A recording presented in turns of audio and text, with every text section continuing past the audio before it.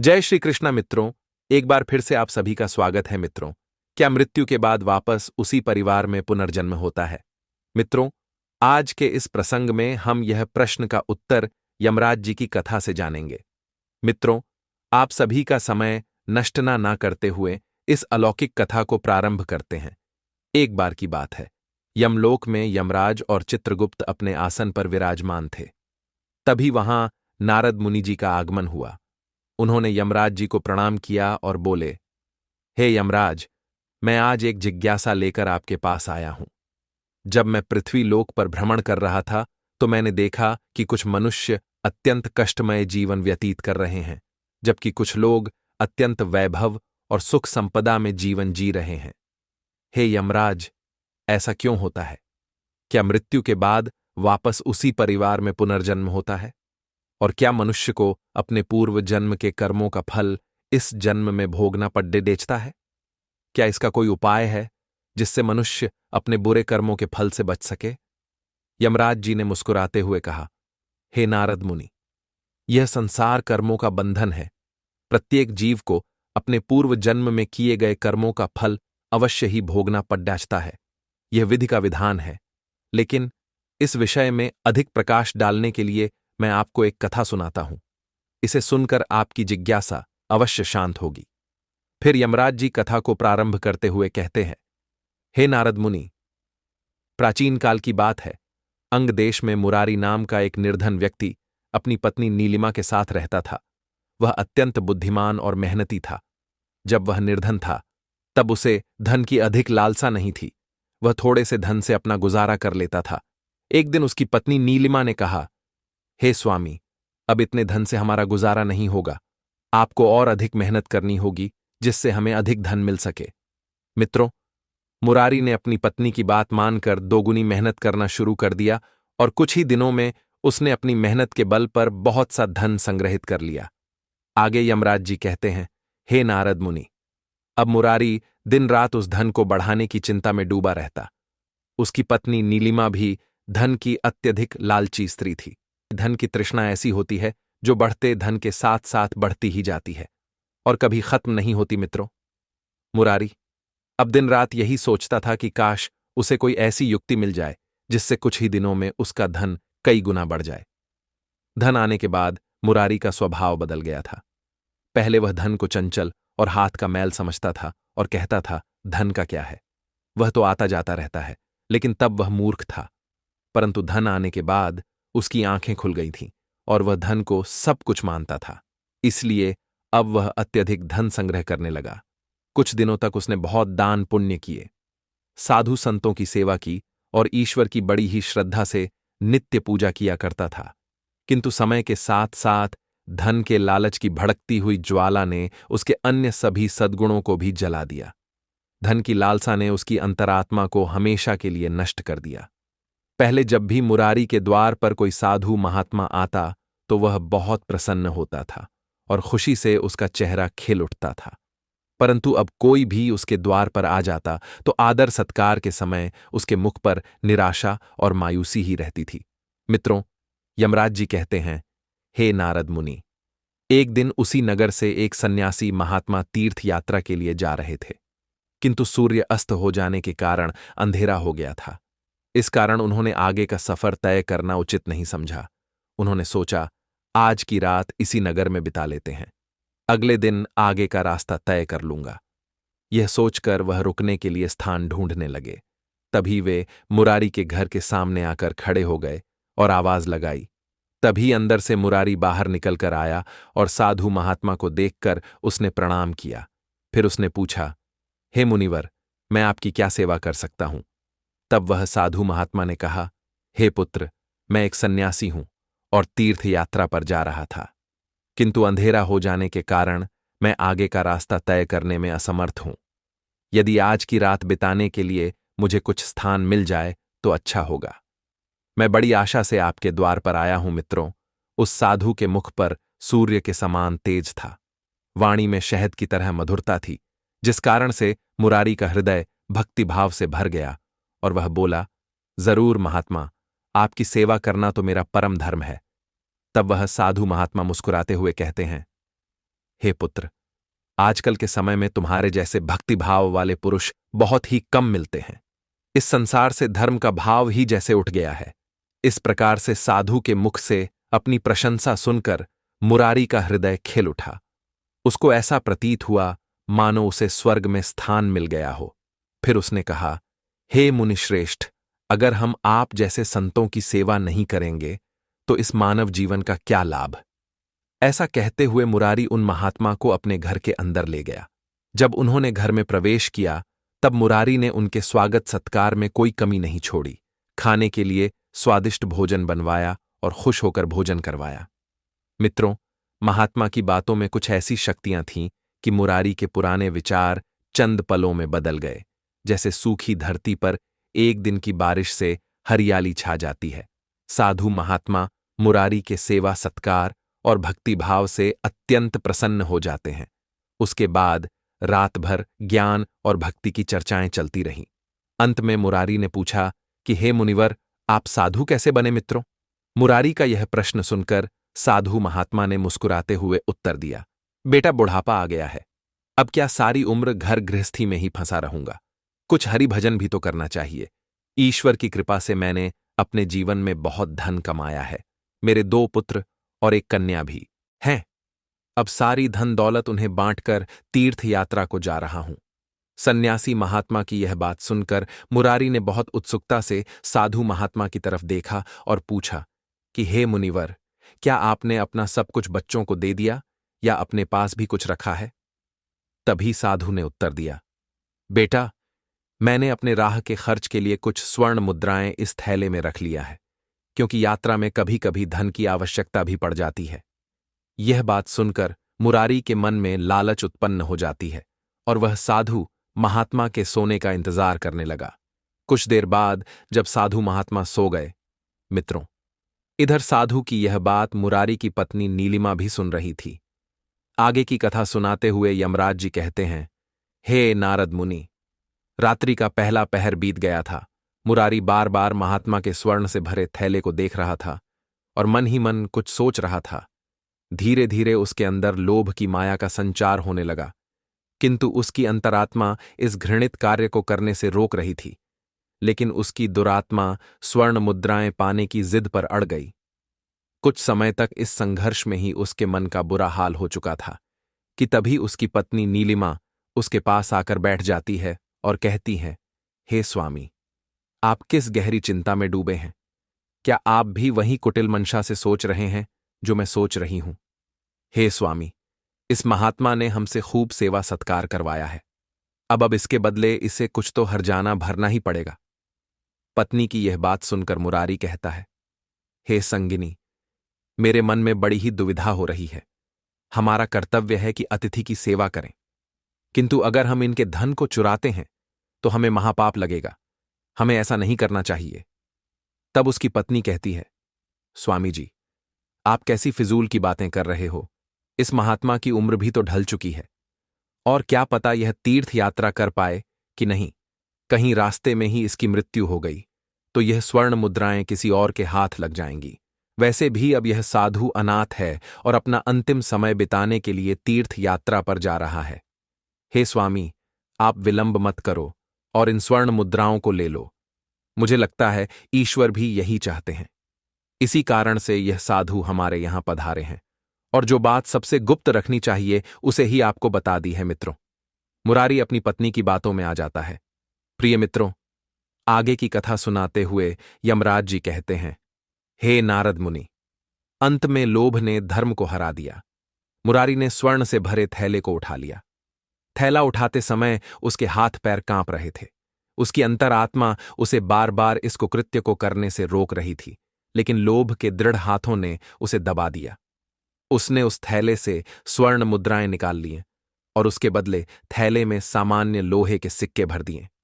अगले दिन सुबह साधु महात्मा स्नान करके आगे की यात्रा तय करने के लिए तैयार होने लगे। मित्रों, इधर मुरारी का हृदय अभी भी जोर जोर से धड़क रहा था। उसे डर था कि कहीं साधु को शक ना हो जाए। यह सोचकर उसका चेहरा पीला पड़ता जा रहा था, लेकिन महात्मा को इस बात की कोई खबर ही नहीं थी। वह तो प्रसन्न होकर बातें कर रहे थे और रात की मेहमान नवाजी के लिए बार बार मुरारी और उसकी पत्नी को धन्यवाद दे रहे थे। फिर उन दोनों से आज्ञा लेकर साधु महात्मा जाने लगे। तभी मुरारी ने कहा, हे मुनिवर, मेरे यहां कोई संतान नहीं है। कृपया भगवान श्री हरिविष्णु से प्रार्थना करें कि उनके जैसी ही हमारे यहां संतान हो जाए। वैसे तो हम पापी हैं, इसलिए हमारी प्रार्थना का कोई असर नहीं हो रहा है, किंतु आप तो महात्मा हैं, भगवान आपकी बात जरूर सुनेंगे। तभी मंद मुस्कान के साथ महात्मा ने उत्तर दिया, हे पुत्र, सुनेंगे या नहीं यह तो वही जाने, लेकिन मैं तुम्हें आशीर्वाद देता हूं कि ईश्वर तुम्हें संतान प्रदान करे। इतना कहकर वे महात्मा वहां से चले गए। मित्रों, यमराज जी कहते हैं, हे नारद मुनि, साधु महात्मा के घर से जाते ही मानो मुरारी के सिर से एक बड़ा बोझ हट गया था। उसे ऐसा लगा जैसे महात्मा के जाने के साथ ही उसके हृदय पर से एक पत्थर हट गया हो। किंतु वे दोनों पति पत्नी इस चोरी के फल से नहीं बच सकते थे। यह बात मूई का मन और मस्तिष्क भी अनुभव कर रहा था, परंतु वह इस चोरी के प्रकट होने से बहुत डरते थे। चोरी का प्रकट होना प्रत्यक्ष था। मनुष्य अपने किए हुए कुकर्म से कभी नहीं बच सकता। मनुष्य वर्तमान समय के सामने भविष्य की परवाह नहीं करता है। मित्रों, उधर वह साधु महात्मा अपने तीर्थ स्थल पर पहुंचे तो उनका हृदय अत्यंत प्रसन्न हो गया। साधु संतों को देखकर उनके मन में ऐसी प्रसन्नता हुई मानो उन्हें सभी देवताओं के साक्षात दर्शन हो गए हों। उनका मन ईश्वर भक्ति में लीन हो गया। फिर अगले दिन उन्होंने उस मंदिर के मुख्य रसोइये को बुलाकर कहा, हे पुत्र, मैं यहां दर्शन हेतु आने वाले सभी यात्रियों के लिए अन्नदान करना चाहता हूं। यही एक मेरी इच्छा बाकी है। कृपया आप हमें बताएं कि सभी लोगों के भोजन तथा निवास और वस्त्रदान के लिए कितना खर्च हो सकता है। तभी उस व्यक्ति ने कुछ हिसाब बताया कि महाराज, अन्नदान, निवास और वस्त्रदान और अन्य सभी प्रकार के कार्यों के लिए कुल 300 स्वर्ण मुद्राएं लग सकती हैं। फिर उस रसोइये ने पूछा, हे मुनिवर, क्या आपके पास इतना ज्यादा और पर्याप्त धन है? साधु महात्मा ने उसकी बात सुनकर कहा, हे पुत्र, तुम कल सभी कार्यक्रमों का आयोजन करो, मेरे पास इतना धन है। इतना कहकर साधु महात्मा गंगा जी में स्नान करने के लिए चले गए। फिर अगले दिन उनके कहे अनुसार उस रसोइये ने पूरा प्रबंध किया। मंदिर परिसर में बड़ी ही धूमधाम और खुशी के साथ अन्नदान, वस्त्र दान, भजन आदि कार्यों को संपन्न किया गया। सभी जरूरतमंदों ने जरूरत का सामान लिया और साधु महात्मा की खूब प्रसन्ना की। मित्रों, अपनी प्रशंसा सुनकर महात्मा के खुशी का कोई ठिकाना न रहा। उनका हृदय आनंद से लोतप्रोत हो रहा था। वहीं दूसरी ओर उनका भाग्य रो रहा था। मित्रों, संध्या का समय हुआ। साधु महात्मा ने अपने कमरे का दरवाजा बंद किया और थैले को खोलकर देखा तो उसके अंदर सामान्य से लोहे के सिक्के निकले। यह देखकर साधु महात्मा का हृदय कांप गया। उन्हें ऐसा प्रतीत हुआ मानो उनके पैरों तले से जमीन खिसक गई हो। वह कोई भयानक स्वप्न देख रहे हो। उन्हें अपनी आंखों पर यकीन ही नहीं हो रहा था।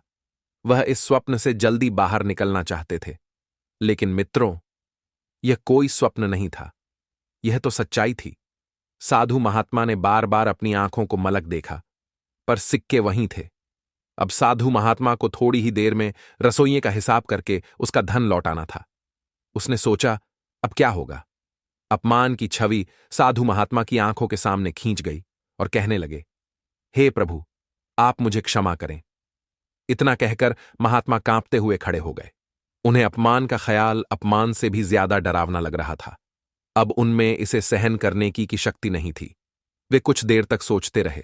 उसके बाद उन्होंने अचानक से दरवाजा बंद कर दिया और इसके साथ ही उम्मीदों के द्वार भी बंद हो गए।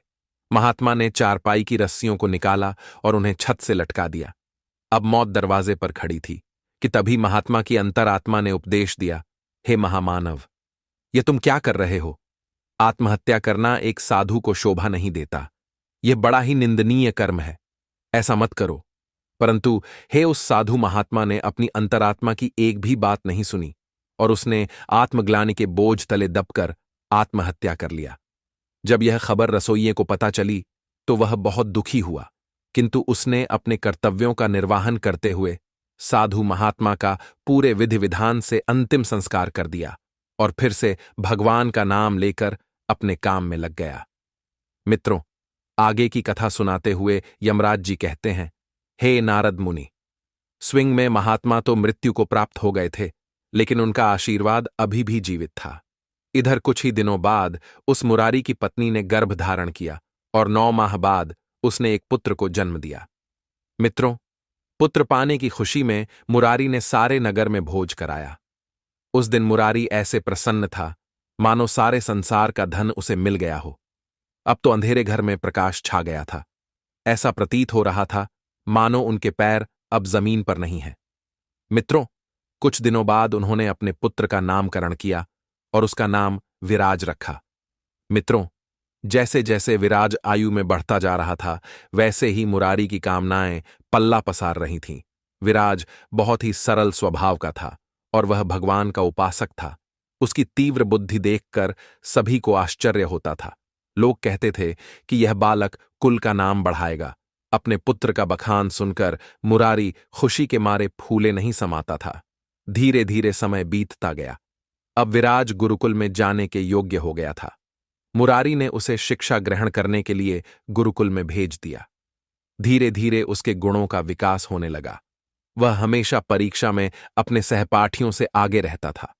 अपने पुत्र के प्रदर्शन को देखकर मुरारी ईश्वर को धन्यवाद करता था। लेकिन कभी कभी जब उसे उस महात्मा के साथ अपने दुर्व्यवहार की याद आती तो उसका हृदय चलित हो उठता था। उसकी अंतरात्मा पर एक अनजाना सा डर छा जाता था।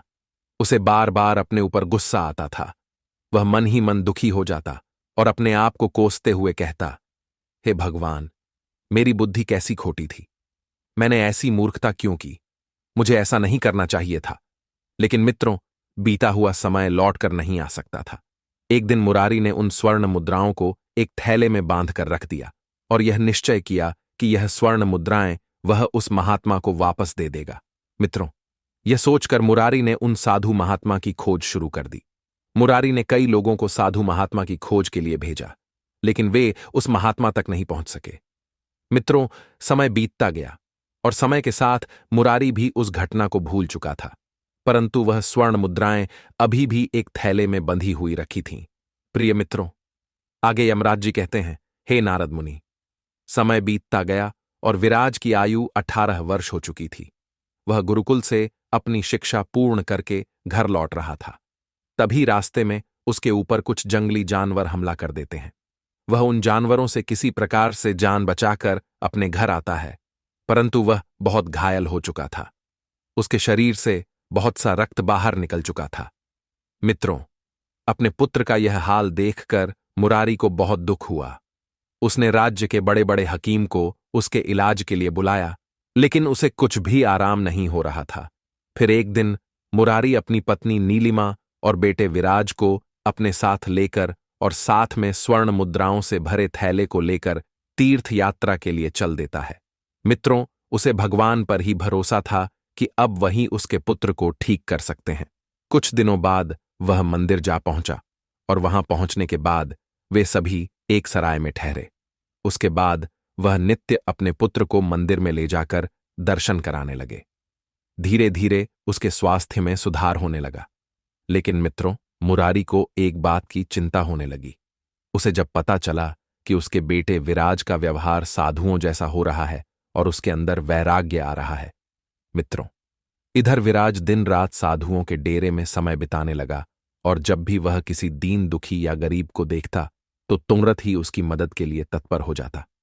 अपने पुत्र के व्यवहार में परिवर्तन होता देख मुरारी बहुत परेशान होने लगा, परंतु वह कुछ नहीं कर सकता था, क्योंकि विराज मुरारी की एकलौती संतान थी। इसीलिए यह सब सोचकर उसका क्रोध शांत हो जाता था। मित्रों, एक दिन विराज मंदिर से अपने सराय की तरफ लौट रहा था। तभी रास्ते में उसे एक बूढ़ा आदमी रोता हुआ मिला। यह देखकर विराज रुक गया और बूढ़े आदमी के पास गया और आश्चर्य से पूछा, हे बुजुर्ग आदमी, आप रो क्यों रहे हैं?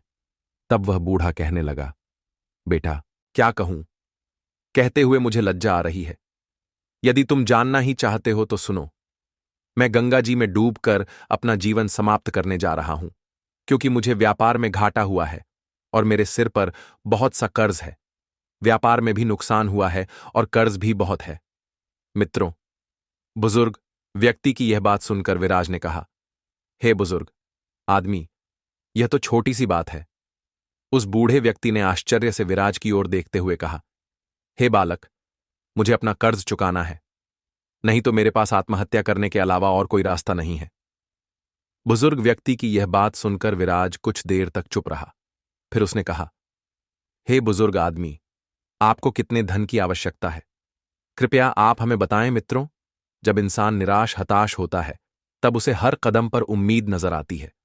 उस बूढ़े व्यक्ति ने हिसाब लगाकर जवाब दिया, और हां कि मेरे सिर पर लगभग 300 स्वर्ण मुद्राओं का कर्ज है। विराज फिर से कुछ देर के लिए चुप हो गया और थोड़ी देर बाद बोला, हे सज्जन आदमी, आप चिंता मत करो, आप इसी गंगा जी के तट पर मेरी प्रतीक्षा करो। बस मैं अभी वापस आता हूं, आपके लिए मैं कहीं से धन एकत्रित करके लाता हूं। तब उस बूढ़े आदमी ने कहा, ठीक है बालक, मैं इस गंगा जी के तट पर तुम्हारी प्रतीक्षा करूंगा। तुम धन लेकर जल्दी वापस आना मित्रों। उसी समय विराज भागते हुए वापस सराय में आ पहुंचा। उस समय उसके हृदय में हलचल सी मची हुई थी। उसका मन व्याकुल था। वह चाहता था कि जितनी जल्दी हो सके मैं उस बूढ़े आदमी का संकट दूर करूं, नहीं तो वह आत्महत्या कर लेगा। मित्रों, वह अपने सराय के कमरे में पहुंचकर कमरे में इधर उधर देखने लगा, परंतु उसे कुछ भी नहीं दिखा। वह निराश होकर बैठ गया। तभी उसकी नजर उस थैले पर पड़ी। उसने उस थैले को उठाया और खोलकर देखा तो उसका हृदय कमल की भांति खुशी से खिल उठा। मित्रों, ये वही स्वर्ण मुद्राएं थीं जिसे मुरारी और उसकी पत्नी ने साधु महात्मा से चुराया था। प्रिय मित्रों, आगे यमराज जी कहते हैं, हे नारद मुनि। स्वर्ण मुद्राएं देखते ही विराज का हृदय प्रसन्नता से भर गया और उसने वह मुद्राएं दूसरे थैले में डाली और उस थैले में अन्य वस्तुएं भरकर उसी स्थान पर रख दिया और खुश होकर उसी बूढ़े आदमी के पास जा पहुंचा और उन्हें वह मुद्राएं सौंप दिया। मित्रों, यमराज जी कहते हैं, हे नारद मुनि, आपके पहले प्रश्न के अनुसार हर व्यक्ति को पूर्व जन्म का कर्ज चुकाना ही पड़ता है। हे नारद मुनि, यह बूढ़ा आदमी कोई और नहीं है, यह वही रसोइया है जिसने उस साधु महात्मा का अन्नदान और भंडारे का आयोजन किया था, किंतु उनके आत्महत्या करने के कारण इस बेचारे को धन की हानि हुई थी और इसके ऊपर कर्ज का भार चढ़ गया था। मित्रों, आगे यमराज जी कहते हैं, हे नारद मुनि, विराज उसी महात्मा का रूप है जो मुरारी के घर में जन्म लेकर अपना कर्जा चुकाकर मुक्त हुआ है।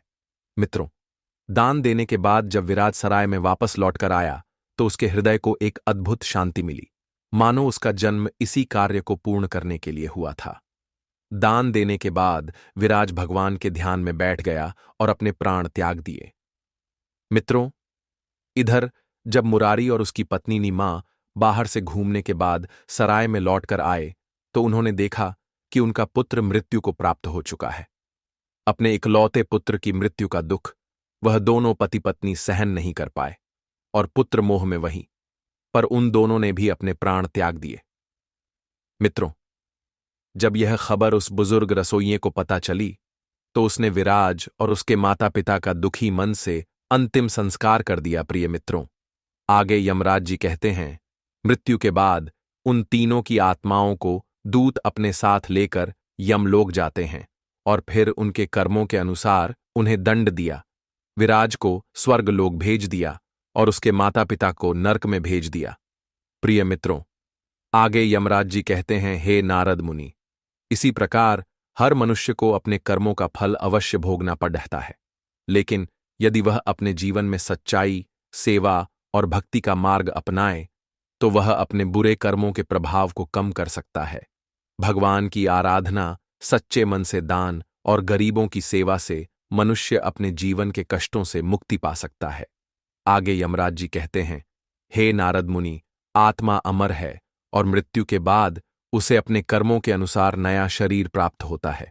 यदि किसी आत्मा का अपने परिवार से गहरा कर्मिक संबंध होता है या उसने अपने पिछले जन्म में उस परिवार के प्रति अधूरे दायित्व छोड़े होते हैं तो वह पुनः उसी परिवार में जन्म ले सकती है, परंतु यह आवश्यक नहीं कि हर आत्मा अपने ही परिवार में जन्म ले, क्योंकि पुनर्जन्म का निर्धारण केवल भावनात्मक जुड़ाव से नहीं बल्कि संचित कर्मों के आधार पर होता है। यदि किसी आत्मा के कर्म किसी अन्य स्थान या परिवार में अधिक प्रभावी होते हैं तो उसे वहां जन्म लेना पड़ता है। मित्रों, कर्म फल की व्याख्या करते हुए गीता में भगवान श्री कृष्ण ने कहा है कि मनुष्य के द्वारा जैसा कर्म किया जाएगा उसे वैसा ही फल मिलेगा। सत्कर्म करने वालों को अच्छा फल और दुष्कर्म करने वालों को बुरा फल मिलेगा। मित्रों, कर्म की गति ऐसी होती है कि वह 7 जन्मों तक पीछा नहीं छोड़ती है। प्रिय मित्रों, आपको यह कथा पसंद आई हो तो कमेंट बॉक्स में सच्ची श्रद्धा से जय श्री कृष्णा, जय श्री राम अवश्य लिखें और साथ ही चैनल को सब्सक्राइब अवश्य करें। मित्रों, वीडियो देखने के लिए आप सभी का हृदय से धन्यवाद।